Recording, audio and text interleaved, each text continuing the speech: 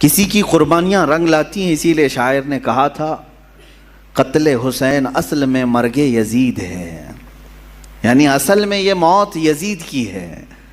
اسلام زندہ ہوتا ہے ہر کربلا کے بعد۔ عزیزان گرامی وقار، رسول پاک صلی اللہ تعالیٰ علیہ وسلم کے اہل بیت اطہار کے بیان سے میں آگے شروع کرتا ہوں۔ کربلا کے مختصر واقعات آپ کے سامنے عرض کروں، تفصیلاً آپ سنتے آئے ہیں، مگر اب میں اپنا مزاج یہ بدلنا چاہتا ہوں کہ ہم اب تک ان واقعات کو سن کر بہت روئے ہیں، اب رلانے کا وقت بھی آنا چاہیے۔ روئے بہت ہیں، ظالموں کی ظلم کو سنتے رہے اور مظلوموں کی آہ و بکا کو دیکھتے ہوئے ہم رو تو لیے، لیکن اب جذبہ ایسا جوان ہونا چاہیے کہ ظالموں کو رونے پر ہم بھی تو مجبور کریں کہ اب تمہارے بھی رونے کا وقت آ جائے۔ یہ اہل بیت اطہار حضور اکرم صلی اللہ تعالیٰ علیہ وسلم کے اس عظیم گھرانے کو کہتے ہیں جن کی پاکی اور صفائی قرآن نے خود بیان کی۔ قرآن خود کہتا ہے انما یرید اللہ لیذھب عنکم الرجس اہل البیت ویطہرکم تطہیرا۔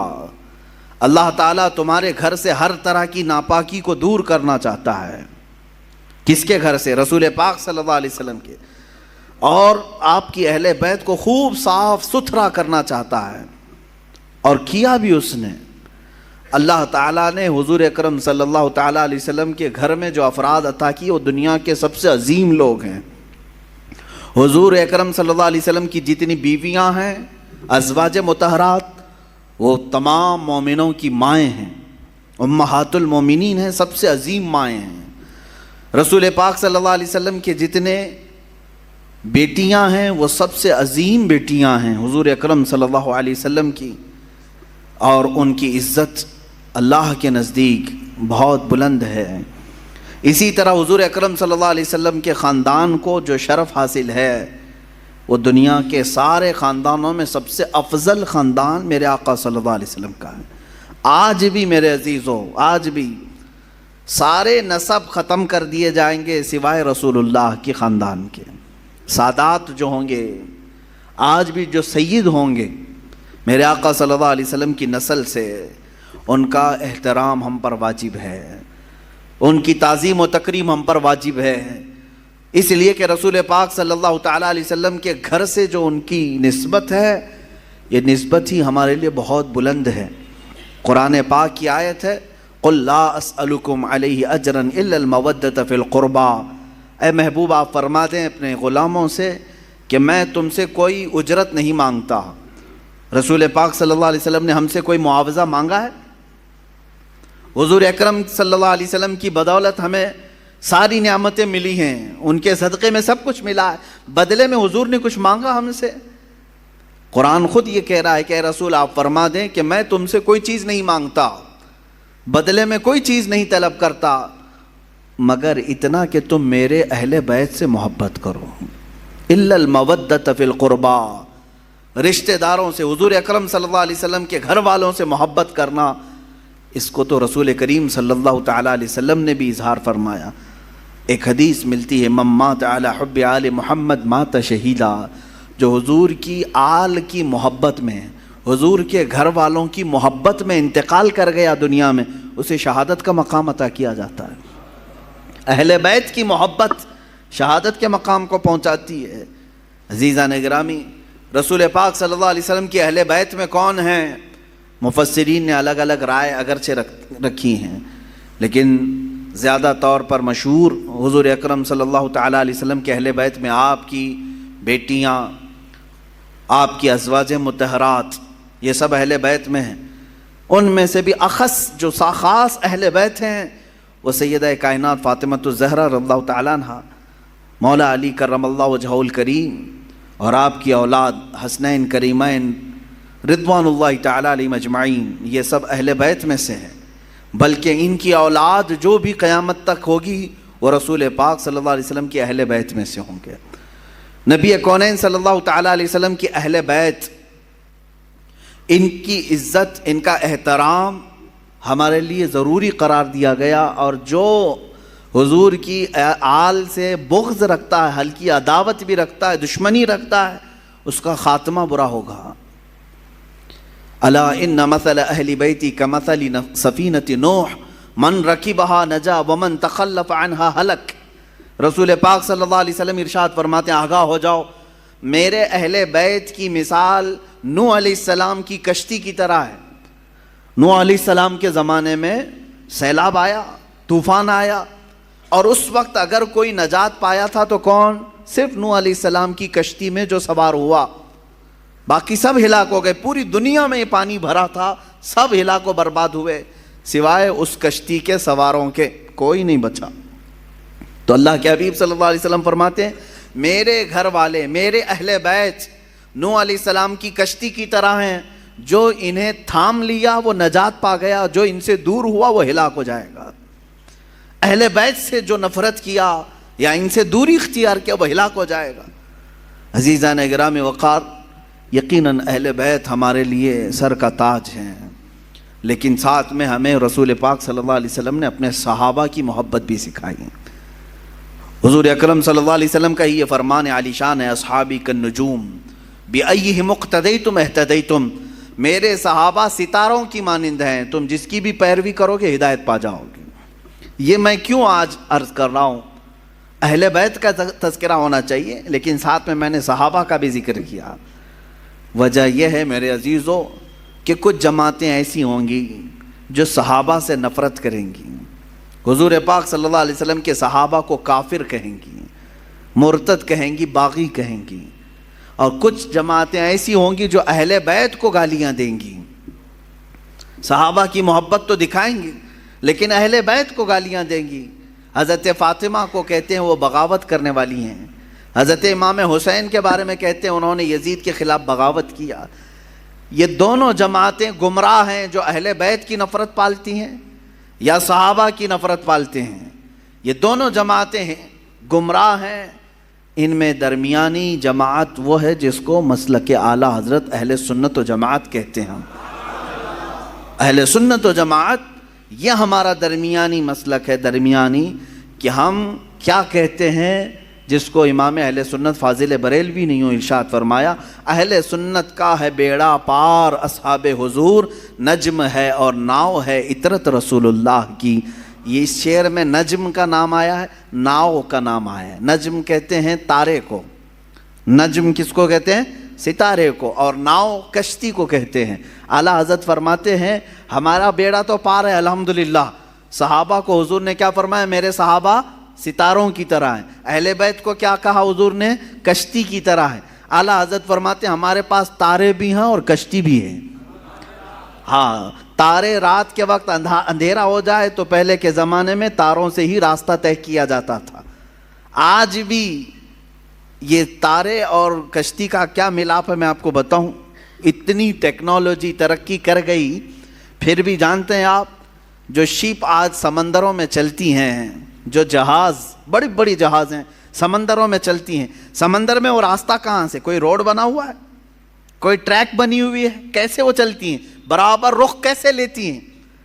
پورے جہاز کو، پوری کشتی کو ستاروں پر چلایا جاتا ہے۔ آج بھی ستاروں پر راستے طے کیے جاتے ہیں۔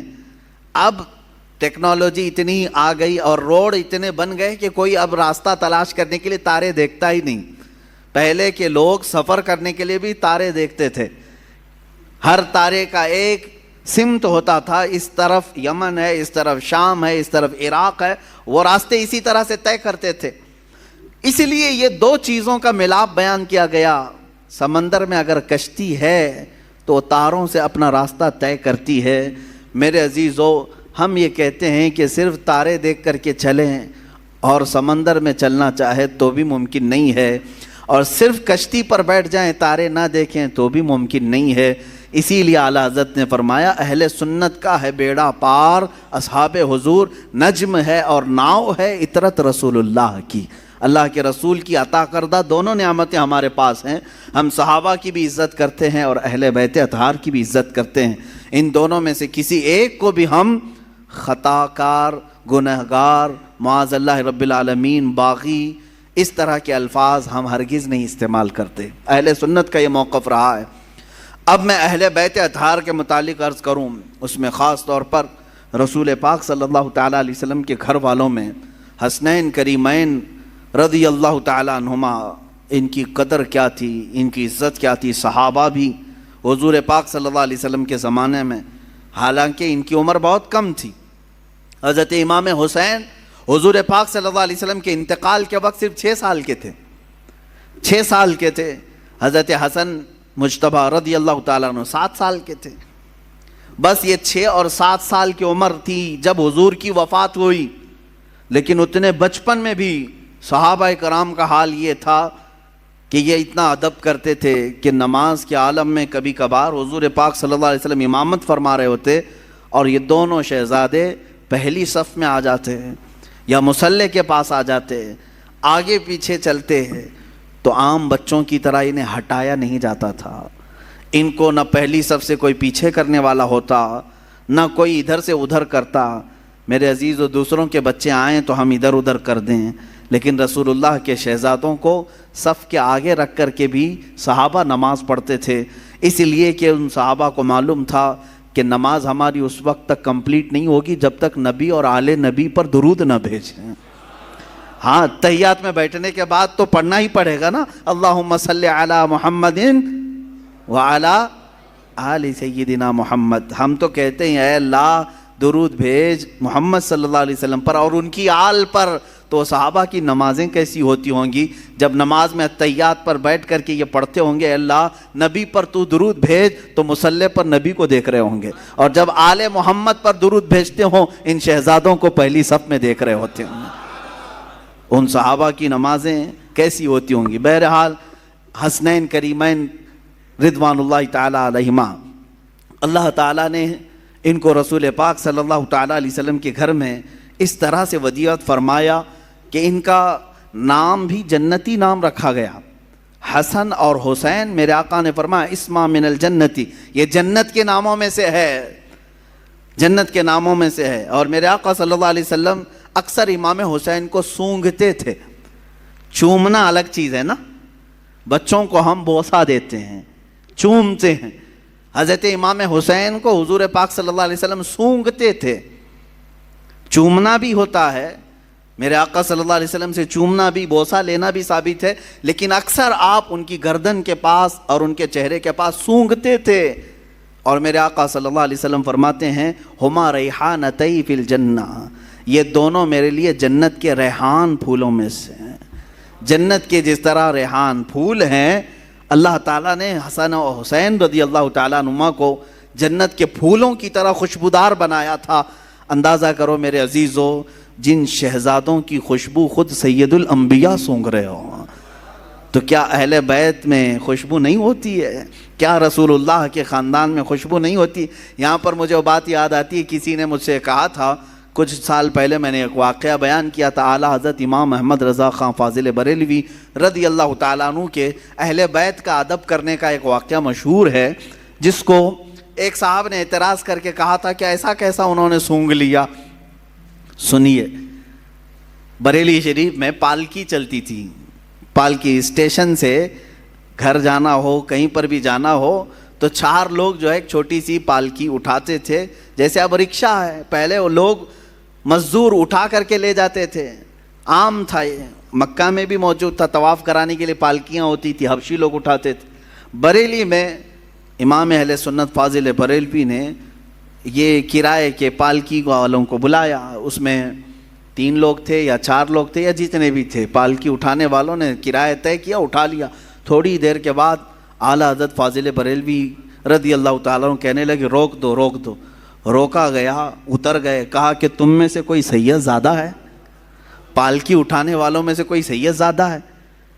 تو لوگوں نے کہا میاں تمہیں تو کرائے سے مطلب ہے، کرایہ دو اور چلو آگے، پیسے دو اور اپنا، یہ کیا ہے، سید ہے، پٹھان ہے، کوئی بھی تو اٹھائے. اعلیٰ حضرت نے کہا ہرگز نہیں، میرا یہ شیوا نہیں ہے کہ کسی سید زادے پر میں سوار ہو جاؤں. آپ نے بار بار اصرار کیا تو ان پالکی اٹھانے والوں میں ایک سید زادہ تھا. انہوں نے کہا کہ ہاں میں سید ہوں. اللہ اکبر. تھوڑی دیر ہی سوار ہوئے تھے، आला हज़रत रज़ियल्लाहु ताला अन्हु उनके हाथों को पकड़ लिया, रोने लगे, बड़ी ख़ता हो गई मुझसे, गलती हो गई, मैं क़यामत के दिन क्या मुँह दिखाऊंगा रसूल पाक को कि अहमद रज़ा तू मेरे बेटे के कंधे पर सवार हुआ था। और रोने लगे। उसके बाद इतने ही पर नहीं, माफ़ी मांग कर, बल्कि उस सैयदज़ादे को पालकी पर बिठाया और वक्त का मुजद्दिद खुद पालकी उठाया, खुद पालकी उठाया और आगे तक लेकर के गए और उनको बहुत सारा नजराना और हदिया पेश किया और कहा, सैयदज़ादे आपके लिए ज़ेब नहीं देता कि आप लोगों का बोझ उठाएं, मैं जब तक ज़िंदा हूँ आपकी हाजात जो भी होंगी मुझ गरीब खाने से आप ले जाया करें, आपका ही दर दौलत है, आपके आका आपके नाना का दिया हुआ है। उस सैयदज़ादे को उस काम से हमेशा के लिए दूर कर दिया। ये इमाम अहले सुन्नत फाजिल बरेलवी रज़ियल्लाहु ताला अन्हु का मशहूर वाक़या है, बयान भी किया जाता है। किसी साहब ने हमसे कहा था कि ऐसा कैसे उनको आ गई थी खुशबू, तो हमने यही कहा कि उनकी तरह इश्क पैदा करो, खुशबू आ ही जाएगी। पैदा करो जो गुलाब को सूंघे तो भी कहे लब फूल दहन फूल ज़कन फूल बदन फूल, वल्लाह जो मिल जाए मेरे गुल का पसीना, मांगे न कभी इत्र न फिर चाहे दुल्हन फूल।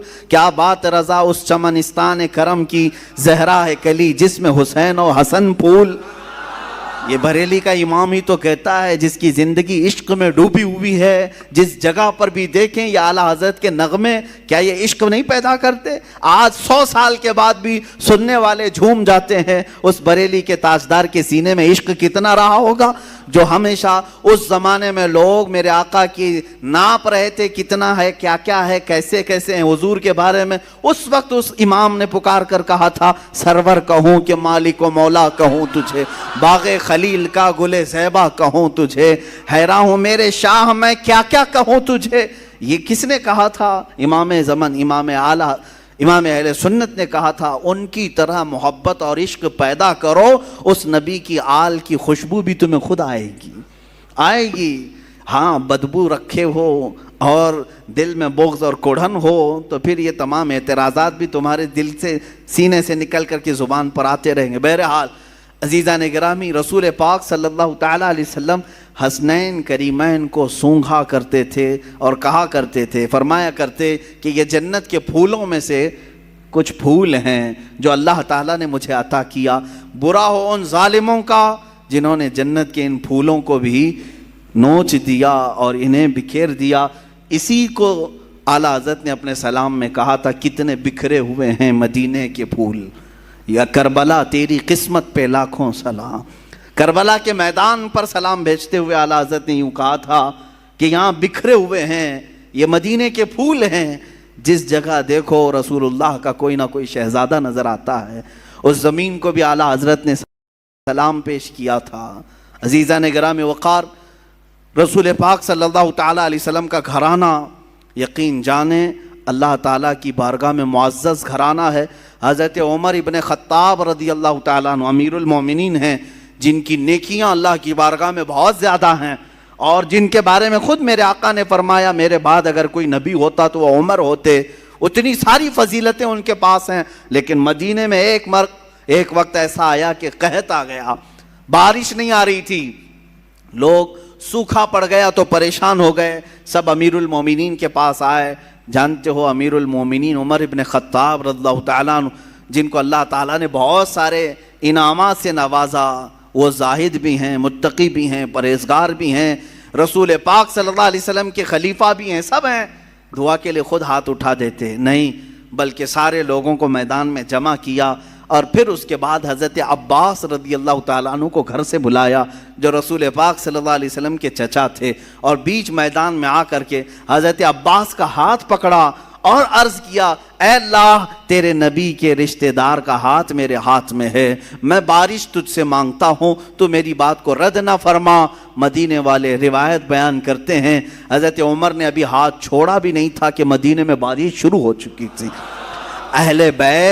अहले बैत के वसीले से दुआ की जाए, अल्लाह कबूल फरमाता है। अज़ीज़ान गिरामी वक़ार, रसूल पाक सल्लल्लाहु ताला अलैहि वसल्लम का घराना, आज भी जो सादात हैं उनका एहतराम किया जाए, उनका अदब किया जाए, आम लोगों की तरह उनके साथ बर्ताव ना करें।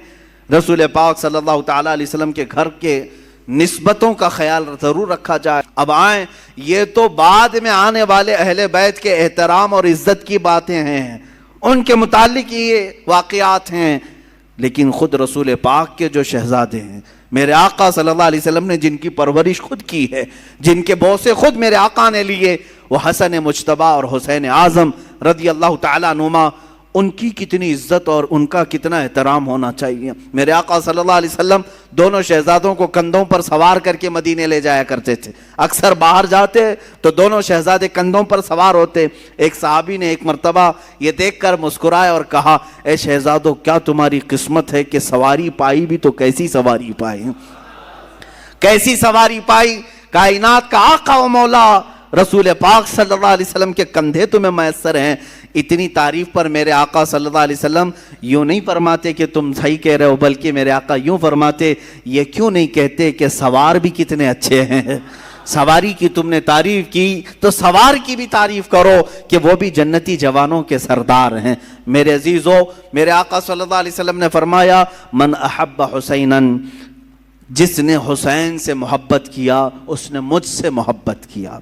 اور میرے آقا صلی اللہ علیہ وسلم کی ایک حدیث یہ بھی ہے کہ انا من الحسین و حسین منی و انا من حسین، حسین مجھ سے ہے اور میں حسین سے ہوں. یہ کیسی بات ہے؟ حسین مجھ سے ہیں اور میں حسین سے ہوں. ایک جملہ تو اس میں سمجھ میں آتا ہے، حسین مجھ سے ہیں. حضور نے فرمایا یقیناً اولاد باپ سے ہی ہوتی ہے، اولاد اس کے دادا نانا سے ہی ہوتی ہے. میرے آقا صلی اللہ علیہ وسلم کا یہ فرمان سب کو معلوم ہوگا. حضور نے فرمایا حسین مجھ سے ہیں. یقیناً حضرت فاطمہ حضور کی بیٹی ہیں اور حضرت امام حسین حضرت فاطمہ کے لخت جگر ہیں، تو حسین حضور سے ہیں. لیکن جو دوسرا جملہ ہے، میرے آقا نے فرمایا میں حسین سے ہوں. یہ کیسے؟ میں حسین سے ہوں. بھلا کوئی نانا اپنے نواسے سے ہو سکتا ہے؟ لیکن میرے آقا نے فرمایا، ہم محدثین اس کی تشریح میں فرماتے ہیں حسین مجھ سے ہیں کا مطلب یہ ہے کہ اولاد کے اعتبار سے حسین رسول سے ہی ہیں. اور حضور نے جو فرمایا میں حسین سے ہوں، اس کا مطلب ہے کہ میرا پورا دین حسین سے چلنا ہے. اسی کی تشریح کرتے ہوئے امام الہند سلطان الاولیاء غریب نواز نے فرمایا تھا، شاہ است حسین بادشاہ است حسین، دین است حسین دین پناہ است حسین، سرداد نداد دست در دست یزید، حقا کے بنائے لا الہ است حسین. فرماتے ہیں معین الدین حسن چشتی غریب نواز اپنے ہی دادا اور اپنے ہی نانا کی شان میں امام حسین شاہ ہیں. شاہ نہیں بلکہ بادشاہ ہیں. شاہ میں اور بادشاہ میں فرق سمجھ میں آتا ہے؟ ویسے تو سب لوگ کہتے ہوں گے فلاں شاہ ہے فلاں بادشاہ ہے، دونوں میں فرق ہے. شاہ جو ہے سلطان کو کہتے ہیں اور بادشاہ کنگ میکر کو کہتے ہیں، جو بادشاہ بناتا ہے، جو شاہ بناتا ہے اس کو بادشاہ کہا جاتا ہے. اور دین است حسین دین پناہ است حسین، حسین پورے دین کا نام ہے، حسین دین کی حفاظت کرنے والے کا نام ہے. اپنا سر دے دیا، ہاتھ یزید کے ہاتھ میں نہیں دیا. حق تو یہ ہے کہ لا الہ کی جڑ کا نام حسین ہے. اب سمجھ میں آیا حضور حسین سے کیسے ہے؟ حضور حسین سے کیسے ہیں؟ رسول پاک صلی اللہ علیہ وسلم کا دین حسین سے ہے. جو حسین پاک سے نفرت کیا، بغاوت کیا، وہ دین سے نکلنے والوں میں سے ہے، خارج ہونے والوں میں سے ہے، میرے آقا صلی اللہ علیہ وسلم کو ایذا دینے والوں میں سے ہے. میں ابھی چند دن قبل، ابھی اسی محرم سے قبل ایک بات سنا، کسی سعودی لقوہ مارے ہوئے آدمی کو یہ کہتے ہوئے سنا، ہاں ریالوں نے جس کا لقوہ مارا ہے، جس کے عقیدے پر، اگر یہ 2 شہزادوں کی لڑائی تھی کربلا کی، 2 شہزادوں کی لڑائی تھی، یعنی حضرت حسین حضرت علی کے شہزادے اور یزید حضرت امیر معاویہ کا شہزادہ، آپس میں 2 بڑے بڑے لوگوں کے بیٹوں کی لڑائیاں تھیں. اس بیوقوف کو معلوم کہاں ہے، کہاں کس کو شہزادہ کر رہا ہے، کس کو شہزادہ کہہ رہا ہے. ہاں حسین ابن علی رضی اللہ تعالیٰ یقیناً شہزادہ رسول ہیں، لیکن یزید کو شہزادہ کہا جائے گا؟ پلید ہے. جس کے نام کے ساتھ ہم پلید کا لفظ استعمال کرتے ہیں. یہ شہزادوں کی لڑائیاں نہیں تھی، حق و باطل کی لڑائی تھی، حق و باطل کی لڑائی تھی.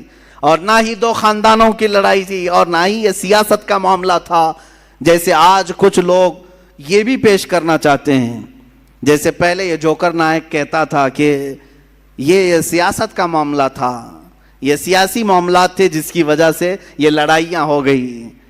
ان کو ایسا لگتا ہے کہ سیاست اس وقت ایسی ہی تھی جیسے الیکشن کے لیے ووٹنگ کے لیے جگہ جگہ گھومنا پڑے. ارے حسین اعظم ہے, حسین اعظم ہے, رسول اللہ کے نواسے ہیں.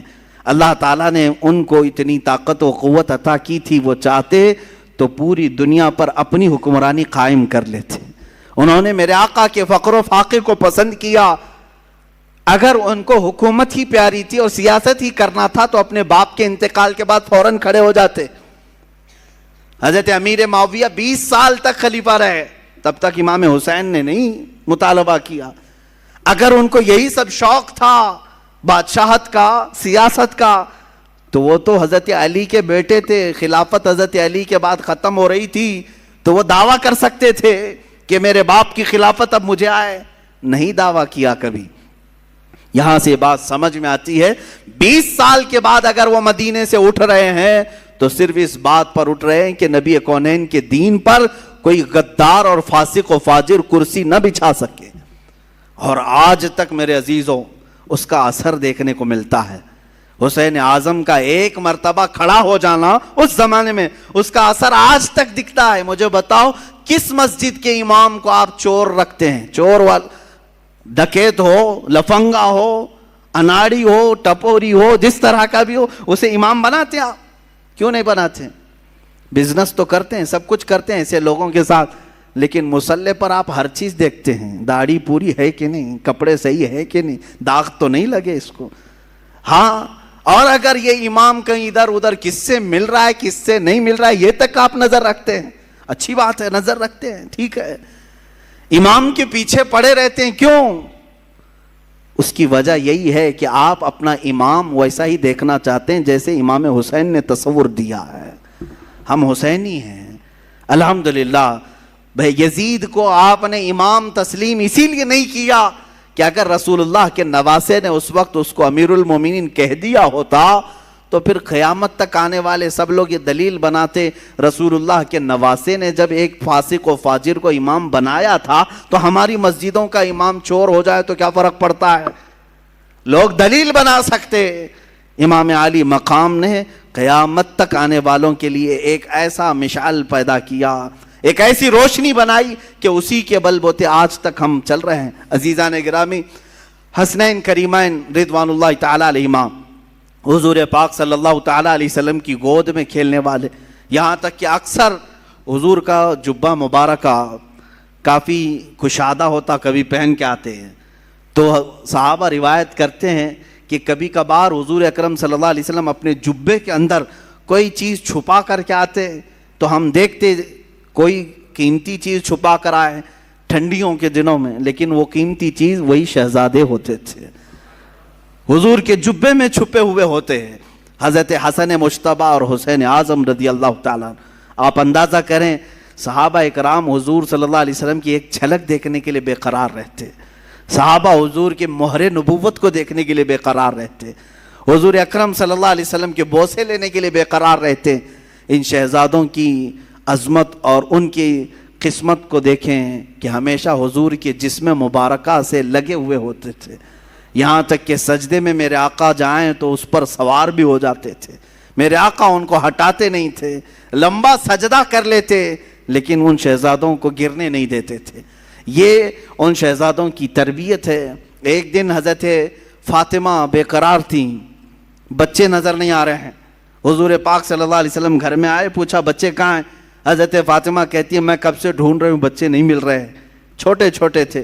رسول پاک صلی اللہ تعالی علیہ وسلم ڈھونڈنے کے لیے بھیجے تو دیکھتے ہیں مدینے مسجد نبوی کے تھوڑا سا دور ایک درخت کے نیچے دونوں بچے بیٹھے ہوئے ہیں, کھیل رہے ہیں, لیکن جبرائیل امین دونوں پر سایہ کیے ہوئے ہیں.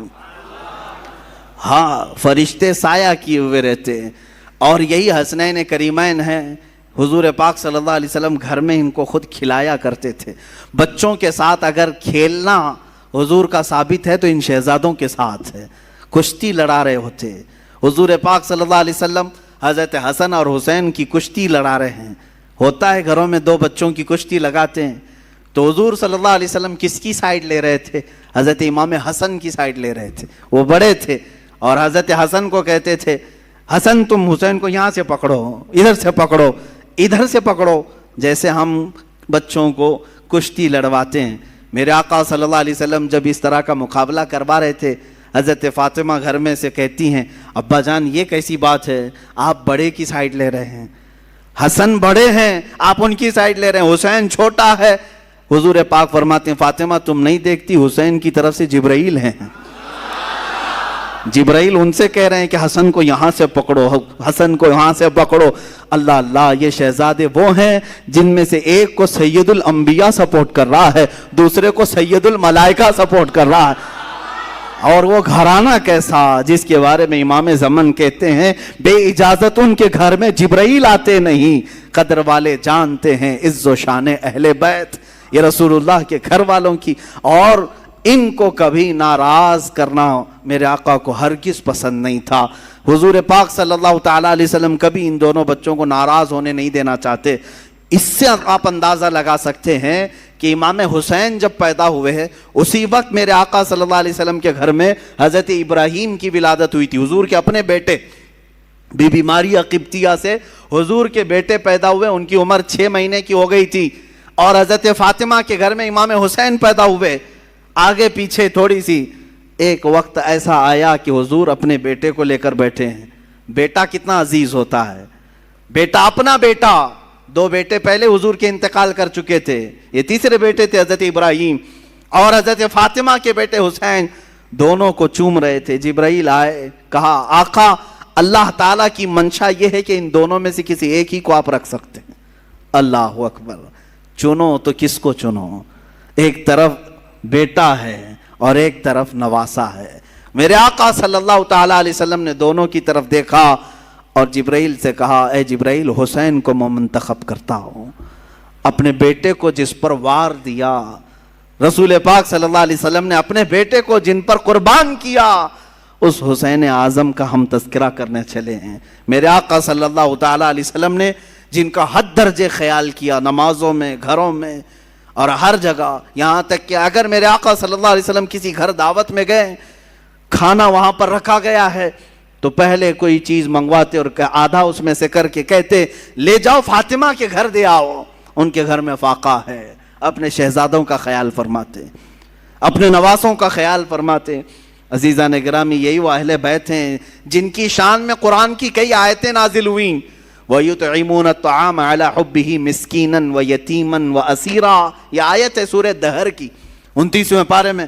ہوا یہ تھا کہ حضرت فاطمہ کی کنیز فضہ، انہوں نے منت مانگی تھی، دونوں شہزادے بہت بیمار تھے کہ اگر یہ صحیح ہو جائیں تو ہم 3 روزے رکھیں گے، اگر یہ صحیح ہو گئے تو 3 روزے رکھیں گے۔ گھر والے بچے صحیح ہو گئے، روزہ رکھا سارے لوگوں نے مل کر، مولا علی کرم اللہ وجہہ الکریم، حضرت فاطمہ اور یہ کنیز فضہ اور 2 شہزادے۔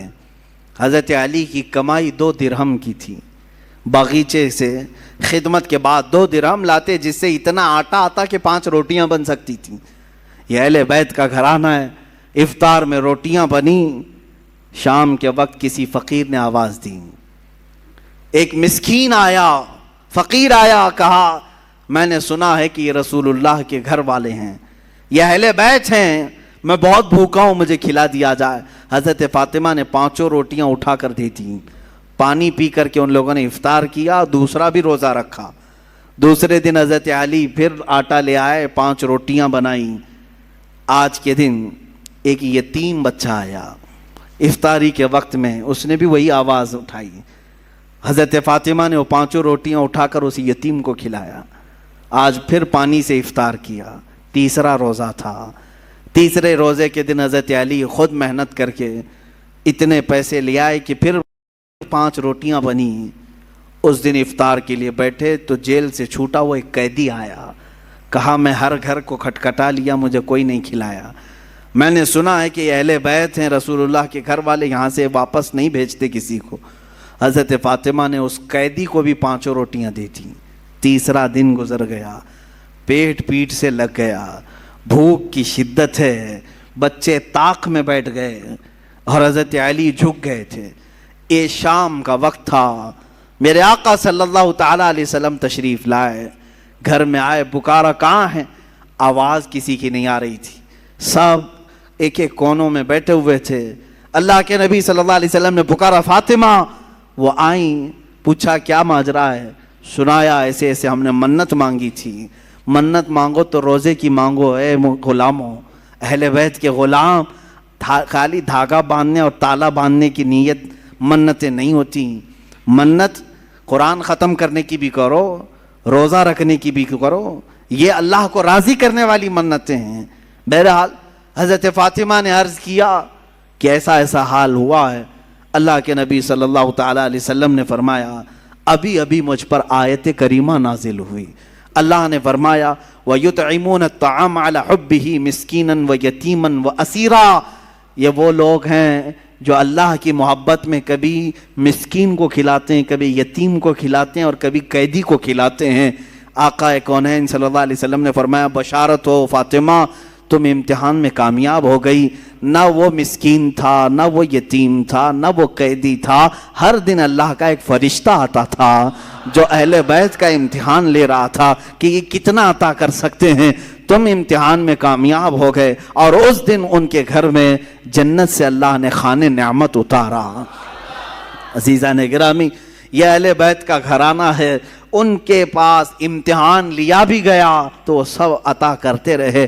ان کی شان ہی یہی ہے. الحمدللہ ہم نے بھی بہت سارے سادات اور مشائخ کو دیکھا ہے، وہ نوازنے والوں میں سے ہیں، عطا کرنے والوں میں سے ہیں. رسول پاک صلی اللہ تعالیٰ علیہ وسلم کی یہ صفات ان کے گھروں میں آج بھی پائی جاتی ہیں. اللہ ان کا سایہ ہمارے سروں پر دراز فرمائے. اب حالات کربلا کی طرف ہم چلتے ہیں میرے عزیزو. حالات ایسے کیا پیش آئے کہ یہ کربلا کا واقعہ رونما ہو گیا؟ حالات ایسے کیسے آ گئے کہ اتنا بڑا سانحہ ہو گیا؟ میں آپ کو بتاؤں کہ حالات حضرت امیر معاویہ کے انتقال کے بعد سے خراب ہو گئے، بہت خراب. حالانکہ اس سے پہلے ہی خراب ہو گئے تھے. آپس میں جنگیں ہوئی، خانہ جنگیاں ہوئی، ایک دوسروں کی لڑائیاں ہوئی. میں ان سب کی طرف نہیں جاتا. مولا علی کرم اللہ وجہہ الکریم کی وفات کے بعد حضرت امیر معاویہ نے خلافت کا اعلان کیا اور ان کی خلافت سن 40 ہجری سے لے کر 60 ہجری تک 20 سال تک چلی.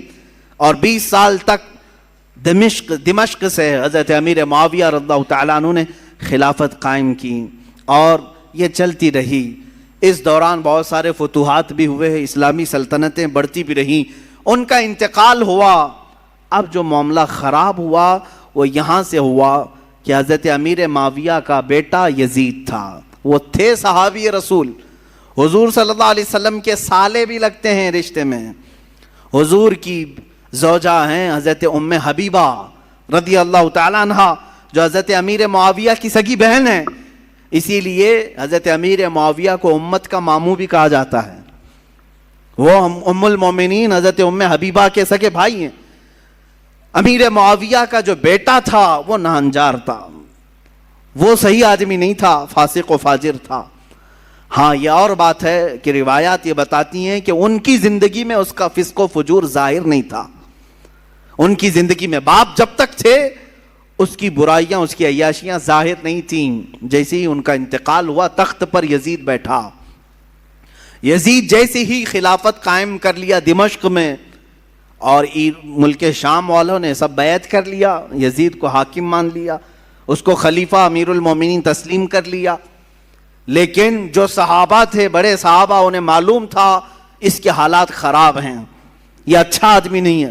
اس کا شراب پینا بھی ثابت تھا، اس کا نماز ترک کرنا بھی ثابت تھا، دن بھر اس کا بندروں سے اور جانوروں سے کھیلنا بھی ثابت تھا. یہ سب چیزیں جنہوں نے دیکھا ہے کیا اسے اپنا حاکم تسلیم کر لیں گے؟ یہ ہمارا زمانہ نہیں ہے جو ہم کسی پاگل کو بھی حاکم تسلیم کر لیتے ہیں. ہاں یہاں کسی ڈمرو بجانے والے کو بھی ہم بٹھا لیتے ہیں، گدھے کو بھی سر پہ بٹھا لیتے ہیں. یہ زمانہ نہیں تھا، وہ صحابہ کا زمانہ تھا، وہ تابعین کا زمانہ تھا. وہاں نماز ترک کرنے والے کو بھی حاکم نہیں بنایا جاتا. تو یہی معاملہ ہو گیا. یزید کی خلافت کا اعلان ہونے کے بعد صحابہ میں آپس میں یہ باتیں گردش کرنے لگ گئی کہ آخر اس کو کیسے تسلیم کیا جائے. اس وقت جو خلافت کے امیدوار تھے، جو اہل تھے، وہ اور بھی صحابہ تھے. جیسے مکہ مکرمہ میں حضرت عبداللہ بن زبیر رضی اللہ تعالیٰ، یہ حضرت زبیر کے بیٹے حضرت ابو بکر صدیق کے نواسے، حضرت اسما کے بیٹے حضرت عبداللہ، یہ مکہ میں تھے، وہ بھی خلافت کے اہل تھے۔ مدینہ طیبہ میں حضرت امام حسین رضی اللہ تعالیٰ عنہ تھے، اور حضرت عبداللہ ابن عمر بھی تھے، حضرت عبداللہ ابن عباس بھی تھے، حضرت عباس حضور کے چچا کے بیٹے، یہ بڑے صحابہ موجود تھے اس وقت۔ لیکن یزید نہ صحابی ہے، نہ حضور کی زندگی میں کبھی رہا ہے۔ حضور کی وفات کے 15 سال بعد تقریباً وہ پیدا ہوا ہے، 25 ہجری میں۔ اس کو جب خلیفہ بنایا گیا تو ظاہر سی بات ہے معاملات خراب ہو گئے۔ اب یزید نے طاقت کے بل بوتے، اپنے سورس کے بل بوتے اپنی خلافت کو قائم کرنا شروع کیا۔ اب اسے خطرہ جو تھا وہی مکہ سے تھا، مدینے سے تھا اور کوفہ سے تھا۔ کوفہ میں حضرت علی کے چاہنے والے بہت لوگ تھے۔ کوفہ حضرت علی کے محبین کا ایک مرکز تھا پہلے سے، اگرچہ ان لوگوں نے پہلے بھی دھوکہ دیا ہے۔ حضرت علی کا انتقال بھی کوفہ میں ہوا، حضرت امام حسن کا بھی زہر دیا گیا کوفہ میں، یہ سب حالات ہوئے، لیکن وہاں چاہنے والوں کی کثرت بھی بہت تھی۔ اور اکثر ایسا ہوتا ہے کہ آج بھی چاہنے والے بہت ہوتے ہیں لیکن کچھ غداری کرنے والے ہوتے ہیں، تو ان کو آج بھی کوفہ سے جوڑا جاتا ہے کہ کوفی تو نہیں ہے، یہ مسل مشہور ہو گئی۔ تو امام حسین مدینہ میں تھے، عبداللہ بن زبیر مکہ میں تھے۔ یہ ان جگہوں پر سے خطرہ لاحق تھا کس کو؟ یزید کو، کہ اگر یہ لوگ بغاوت کر گئے، یہ لوگ اگر میری خلافت کو تسلیم نہیں کیے تو ایک بہت بڑا طبقہ مسلمانوں کا ان کی طرف چلا جائے گا، اور پھر میری خلافت کو قائم کرنا بہت مشکل ہو جائے گا۔ اور اس کے جتنے مشیر تھے وہ سب کے سب عیاش قسم کے تھے۔ ایک بات یاد رکھیں، کبھی حاکم ڈینجر بنتا ہے تو اس کے مشیروں کی وجہ سے۔ مشورے دینے والے اگر بہت خطرناک ہوں تو حاکم بھی بہت خطرناک بن جاتا ہے، ایسے اکثر ہوا ہے۔ تو یزید کے جو مشیر تھے وہ سب ظالم تھے، مشورے بہت بھیانک قسم کے دیتے تھے۔ ان کے مشوروں کی وجہ سے ہی تو کربلا ہو گیا۔ یزید فوج کی فوج بھیجتا رہا۔ حسین اعظم اس وقت تک مدینہ طیبہ میں تھے، سیدنا امام علی مقام مدینہ طیبہ میں تھے، ان کا گھر مدینہ میں تھا، اہل بیت خاندان سب مدینہ میں رہ رہے تھے۔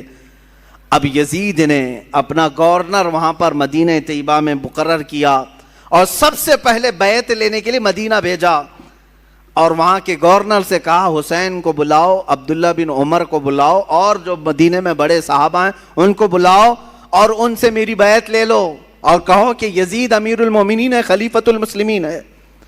گورنر کو جیسے ہی آرڈر آیا ان تینوں کو بلایا اس میں امام حسین بھی تھے۔ گورنر نے کہا خلافت قائم ہو چکی ہے دمشق میں، آپ حضرات تسلیم کر لیں، آپ یزید کو خلیفہ مان لیں۔ حضرت امام حسین فوراً کھڑے ہو گئے، کیا تم مجھ سے ایسے کو خلیفہ ماننے کو کہتے ہو جس کی نمازوں کا کوئی ٹھکانہ نہیں، جو عیاش ہے، فسق و فجور میں مبتلا ہے، جو عورتوں کا دل دادا ہے؟ میں ہرگز تسلیم نہیں کرتا۔ آپ اٹھ کر کے چلے گئے۔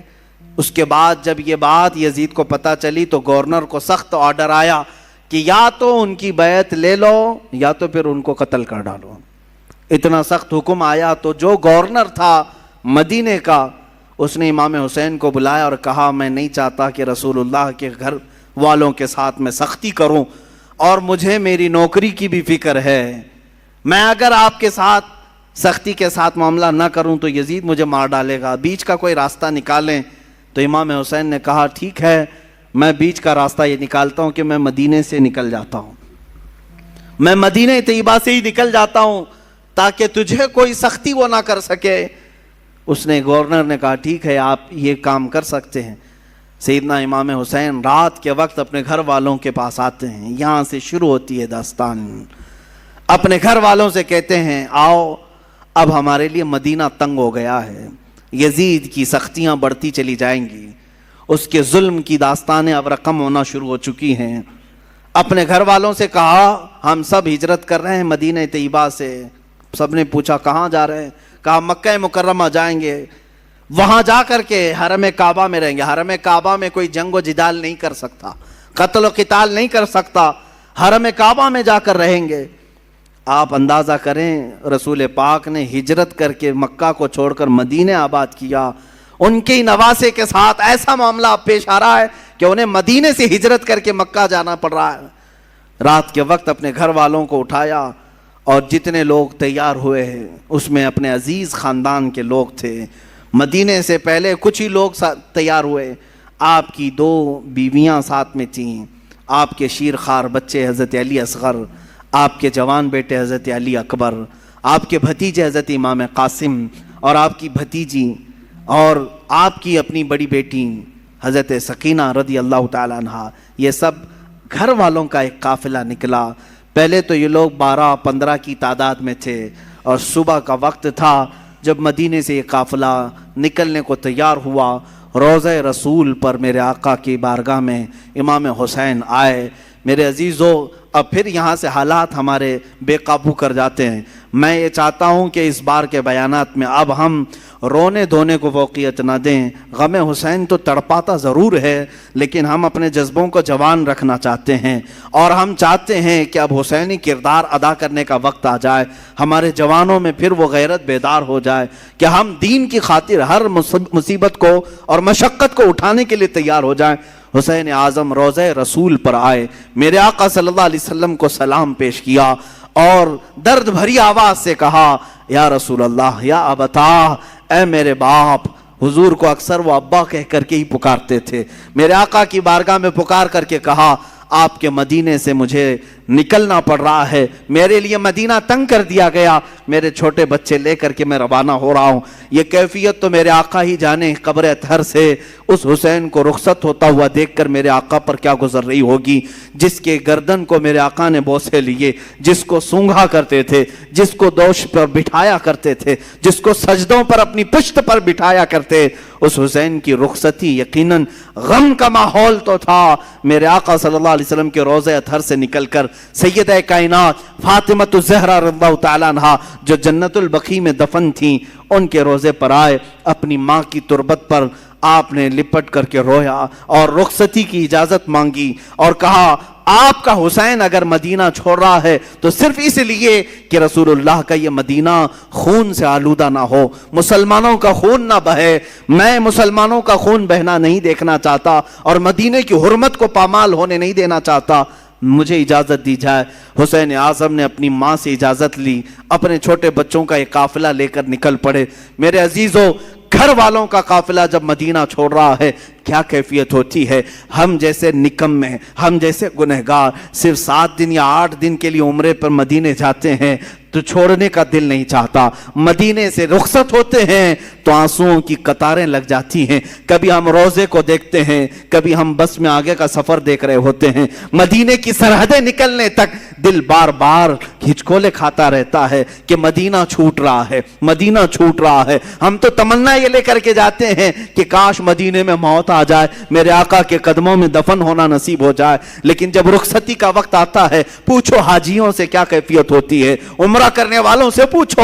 مدینے سے جب رخصت ہو کر کے آتے ہیں, میں نے خود دیکھا ہے حاجی کبھی کھمبوں کو پکڑ رو رہے ہوتے ہیں, کبھی دروازوں کو پکڑ کر, کبھی چمٹ کر کے اور بوسے دے کر کے رخصتی لے رہے ہوتے ہیں. حسین اعظم کا کیا حال ہوگا جن کا بچپنا اس مدینے میں گزرا ہے, جنہوں نے رسول اللہ کو نمازیں پڑھاتے وہاں دیکھا ہے, میرے آقا کو اللہ کی قرآن کی آیتیں سناتا ہوا انہوں نے وہاں دیکھا ہے, حدیثیں میرے آقا کی انہوں نے سنی ہیں, جن کا کھیلنا کودنا اس مدینہ طیبہ میں گزرا ہے جہاں میرے آقا صلی اللہ علیہ وسلم ان کے گھر آیا کرتے, جبرائیل ان کے گھر اترا کرتے. یہ ساری یادیں چھوڑ کر کے حسین اعظم ہجرت کر رہے تھے. میرے عزیزو, ہجرت معمولی چیز نہیں ہے, یہ الفاظ میں بیان بھی نہیں ہو سکتی. آپ اپنے گھر بیٹھے ہیں, اللہ آپ کے گھروں کو سلامت رکھے. میں جانتا ہوں گھر کو چھوڑنے کی کیفیت کیا ہوتی ہے.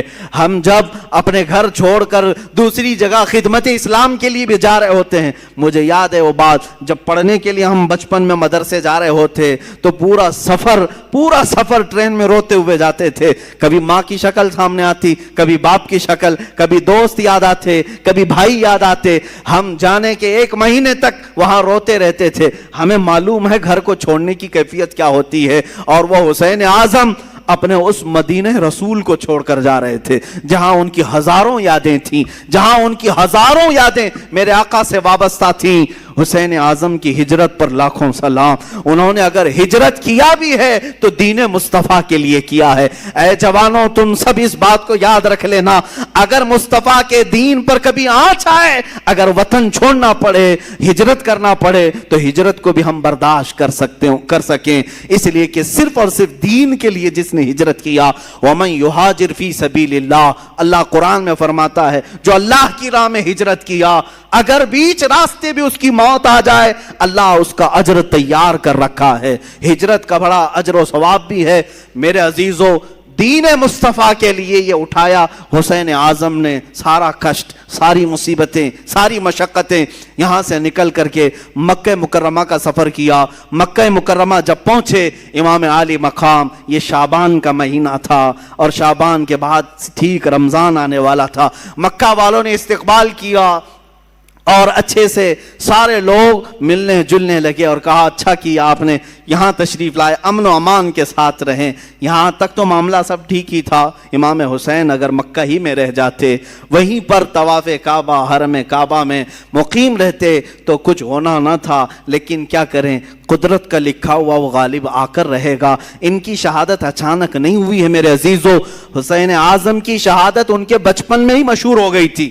حضور اکرم صلی اللہ علیہ وسلم حضرت ام سلمہ اپنی زوجہ کے پاس ایک شیشی میں تھوڑی سی مٹی لا کر کے دیتے ہیں اور کہتے ہیں اے ام سلمہ, جبرائیل میرے پاس آئے تھے اور انہوں نے کہا یا رسول اللہ, آپ کی امت آپ کے اس نواسے کو ایک جگہ پر قتل کر دے گی اور خون بہا دے گی. میں رونے لگا تو جبرائیل اس جگہ کی مٹی بھی لا کر مجھے دے گئے. ام سلمہ کہتی ہیں میرے آقا نے وہ مٹی مجھے دی اور کہا جس دن یہ مٹی سرخ ہو جائے سمجھ لینا اے ام سلمہ میرا بیٹا شہید ہو گیا, میرا نواسہ شہید ہو گیا. یہ کب میرے آقا نے بشارت دی تھی؟ جب حسین اعظم کی عمر ابھی 5 سال کی تھی.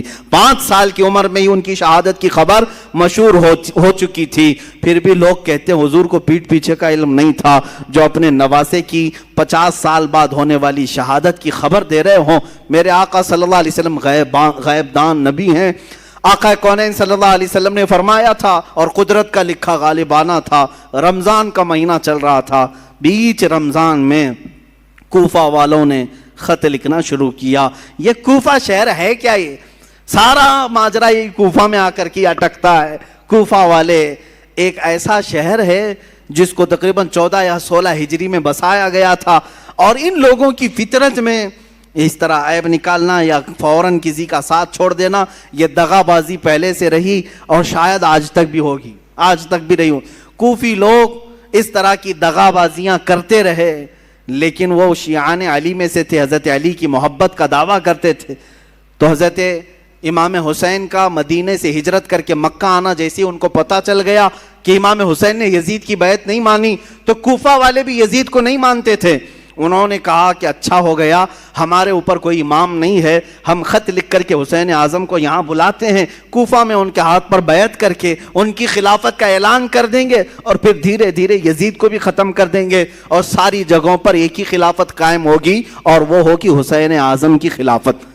کوفہ والوں نے یہ سوچ کر کے خط لکھنا شروع کیا اور حضرت امام حسین کو کہا ہم آپ کے باپ کے وفادار ہیں, آپ کے بڑے بھائی کے وفادار ہیں, آپ تشریف لے آئیں.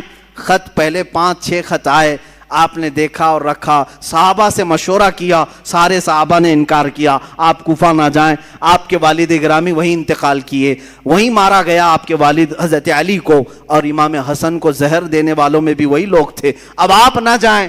تو مشورہ ایسی ہی ہوتا رہا, ٹلتا رہا, خط پہ خط آتے رہے. ایک وقت ایسا آیا کہ 56 خط ایک ساتھ آئے, بعض روایات میں کئی 100 خط آئے جس میں سب مہریں تھیں, سائن تھی, دستخط تھے, اور اس میں اخیر میں یہ خط آ گیا اے حسین اعظم اگر آپ نہیں آتے اور قیامت کے دن ہم سے سوال ہو گیا کہ تم نے یزید جیسے فاسق و فاجر کی بیعت کیوں کی, تو ہم کوفہ والے کہیں گے اے اللہ ہم نے رسول اللہ کے نواسے کو بلایا تھا وہ نہیں آئے اس لیے ہم نے یزید کی بیعت مان لی. حسین اعظم کو یہ بات بہت لگ گئی, کہا ان لوگوں نے تو ایسی بات رکھ دی ہے, قیامت کے دن اگر مولا مجھ سے سوال کر لے کہ حسین تم اہل تھے خلافت کے اور لوگ بلا بھی رہے تھے, تم نے ان کو یزید جیسے فاسق و فاجر کے حوالے چھوڑ کر مکہ میں امن و امان کیوں لے لیا, تمہیں جانا چاہیے تھا. میں کیا جواب دوں گا اللہ کی بارگاہ میں؟ تو حضرت حسین سارے لوگوں کے مشوروں کو رکھتے ہوئے خود اٹھ جاتے ہیں. یہ رمضان بھی ختم ہوا, حج کا موسم قریب آ چکا تھا. امام حسین رضی اللہ تعالیٰ عنہ نے کہا نہیں اب میں کوفہ جاتا ہوں. پھر بعد میں اصرار ہوا, منع ہوتا رہا. پھر صحابہ کی ایک رائے بیچ میں نکل آئی. حضرت عبداللہ ابن عمر, حضرت عبداللہ ابن زبیر رضی اللہ تعالیٰ عنہما نے کہا ایسا کریں, آپ کے جو معتمد ہیں, جو بہت خاص ہیں, ان کو آپ بھیجیں, اور اگر وہ آپ کو کہہ دیں کہ یہاں حالات ٹھیک ہے تو آپ چلے جائیں. تو امام حسین نے اپنے بھائی حضرت امام مسلم بن عقیل رضی اللہ تعالیٰ, جو آپ کے چچیرے بھائی تھے, حضرت امام حسین کے چچیرے بھائی تھے, بڑے معتمد تھے, سفر میں ہمیشہ ساتھ رہتے. اچھا یہ بھی میں بتاؤں, امام حسین جب مکہ آئے تو الگ الگ علاقوں سے سب ہجرت کر کے اس قافلے میں شامل ہو گئے تھے. تب جا کر کے یہ قافلہ 82 لوگوں کا ہو گیا تھا. جو 82 کی تعداد آپ سنتے ہیں, یہ دھیرے دھیرے بیچ بیچ میں ملتے آئے. تو امام حسین نے حضرت امام مسلم کو بھیجا کہ آپ جائیں کوفہ اور وہاں جا کر کے آپ خط لکھیں, اگر حالات صحیح ہوں گے تو میں اپنے قافلے کو لے کر کوفہ آ جاؤں گا. امام مسلم نکلے, اور جب وہ راستے میں گئے تو کچھ لوگوں سے راستہ پوچھتے ہوئے کوفہ تک پہنچے. میں بہت مختصر سے حالات بیان کر رہا ہوں میرے عزیزو. امام مسلم جب کوفہ آئے تو کوفہ والوں نے بہت شاندار استقبال کیا, بڑا شاندار استقبال کیا, اور اس کے بعد آپ کو گورنر ہاؤس میں لے گئے. وہاں جانے کے بعد نعمان بن بشیر نام سے جو وہاں گورنر تھے ان کو ہٹایا گیا. امام مسلم بن عقیل کے ہاتھ میں 12,000 کوفیوں نے بیعت کیا.